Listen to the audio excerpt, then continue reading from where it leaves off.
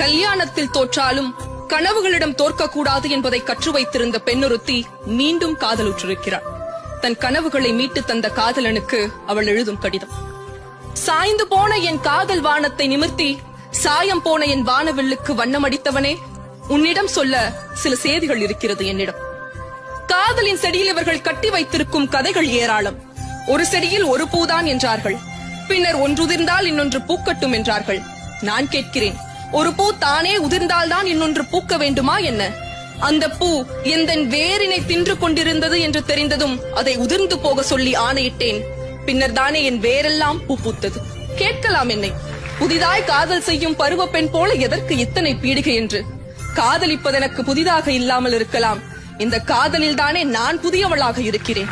நான் காதலிக்கும் போதி மரமே, கடல், வானம், நிலா, நட்சத்திரம் இவையெல்லாம் எனக்கு என்னவாக இருந்ததோ அது அத்தனையுமாக நீ இருக்கிறாய் இப்போது. எந்தன் வாழ்வின் சௌந்தர்யம் நீ.